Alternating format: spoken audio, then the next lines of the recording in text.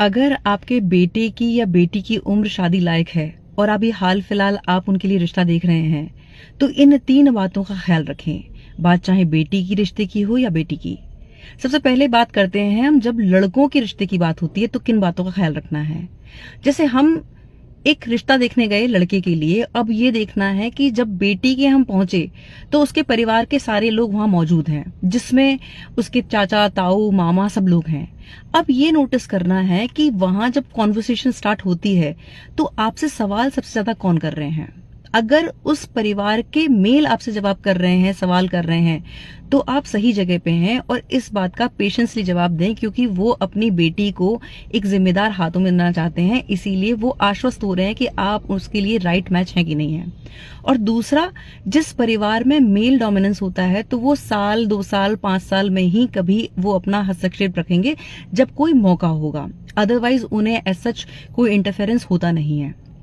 पर जिस परिवार में लड़की की बड़ी बहन, मौसी, ताई, मामी, बुआ, चाची या फिर उसकी माँ, उसके पिता के होते हुए, परिवार के और मेल्स के होते हुए अगर वो कांस्टेंट बोले जा रही है और आपको ऐसा फील हो रहा है कि जैसे आप कटघरे में हैं, सवाल पे सवाल आपके पास आ रहे हैं, तो ये एक रेड फ्लैग है कि वहां आप रिश्ते की सोचे भी नहीं, चाहे लड़की कितनी भी गुणवान है।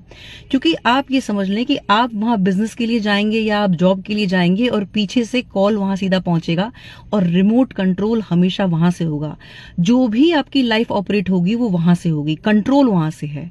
इसीलिए ऐसे परिवार में शादी बिल्कुल ना करें। और अगर आपके घर में लड़की के लिए रिश्ते वाले आ रहे हैं तो ये गलती करने से बचें। ऐसी किसी भी महिला को अपने परिवार में उस समय आने का आमंत्रण ना दें जिसके होने से बात खराब होती है। इस बात को समझें कि लोग सहजता, सरलता को पसंद करते हैं। अब तो जो अगर मैं बिजनेस की भी बात करूं ना, तो बिजनेस में भी लोग मोल भाव करने वाले जो कस्टमर्स हैं, क्लाइंट्स हैं, उन्हें पसंद नहीं करते। उन्हें पसंद है कि क्वालिटी क्लाइंट्स हों और जो सरलता, सहजता के साथ डील को डन करें। तो ये तो रिश्ते की बात है। तो ऐसी महिलाओं को इनवाइट करने से बचें अगर आप चाहते हैं कि आपका रिश्ता पक्का हो जाए। दूसरी बात, अगर अभी रिश्ता पक्का हुआ है और वहां से डिमांड आने लगी कि दामाद जी आपने तो बिटिया को फोन नहीं दिलाया, बड़ी बहन कह रही है आप तो कंजूस हैं, आप तो उसको फोन नहीं दिला रहे हैं, या वो खुद कह रही है कि आपने इतना सस्ता फोन दिलाया है, मेरे जीजू ने तो मेरी दीदी को आईफोन दिलाया था, तो यहाँ ये समझ लें कि रेड फ्लैग है।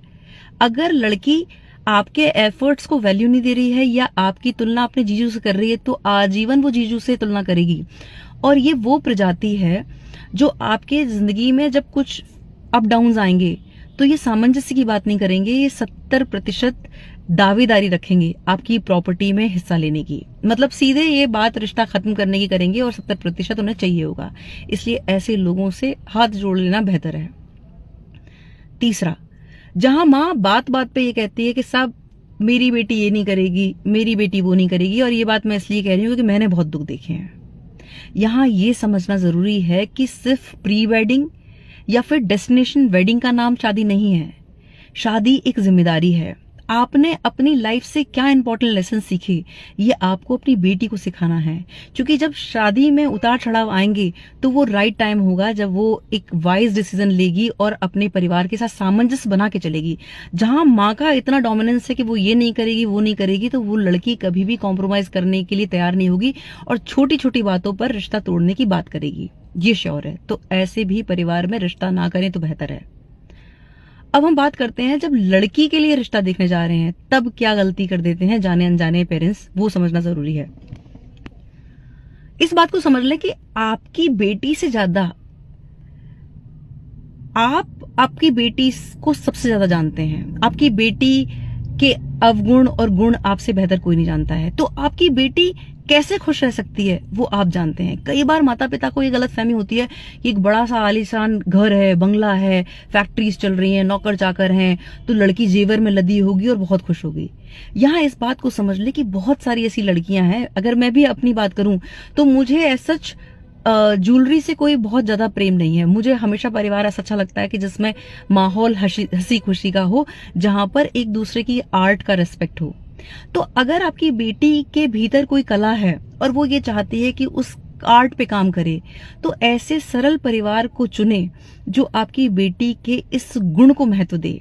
ये जो बंगले दिख रहे हैं उसमें आपकी बेटी घुट के रह जाएगी, क्योंकि वो उसको पंख चाहिए और वहां उसको ज्वेलरी तो मिल जाएगी, लेकिन वो हर चीज डिसाइड होगी उसके परिवार से कि उसे क्या करना है और क्या नहीं करना है। तो अपनी बेटी को आप सबसे ज्यादा जानते हैं, तो उसकी उस समझ और उसकी उस चॉइस का सम्मान करें। दूसरा, जिस परिवार में जो मैरिड बेटियां हैं जो शादी होके चली गई हैं और बात बात पे ये कह रही है, माँ ये कह रही है कि साहब ये डिसीजन तो मेरी बेटी लेंगी, ये तो हमारी बेटियां ही करेंगी, अगर वहां इतना डोमिनेंस बेटियों का है तो वो जोड़ी फिर ललिता पवार और बिंदु वाली होगी, जो वो पुरानी मूवीज में जो नेगेटिव कैरेक्टर्स थे।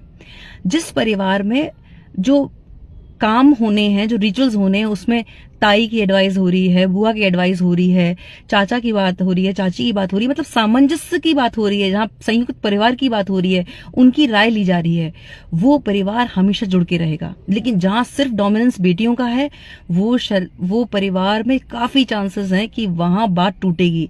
इस बात को ध्यान रखें कि परिवार में जो डिस्प्यूट होता है वो पुरुषों से बहुत कम होता है। जो डिस्प्यूट होता है उसकी मूल जड़ होता है परिवार की महिलाएं। तो जब परिवार की महिलाओं के हिसाब से चीजें चलती हैं तो वहां ये रेड फ्लैग है, तो वहां भी रिश्ता करने से बचें। तीसरा और इम्पोर्टेंट, इस बात को समझ लें कि एक सही व्यक्ति ज्यादा देर तक बुरा रह सकता है।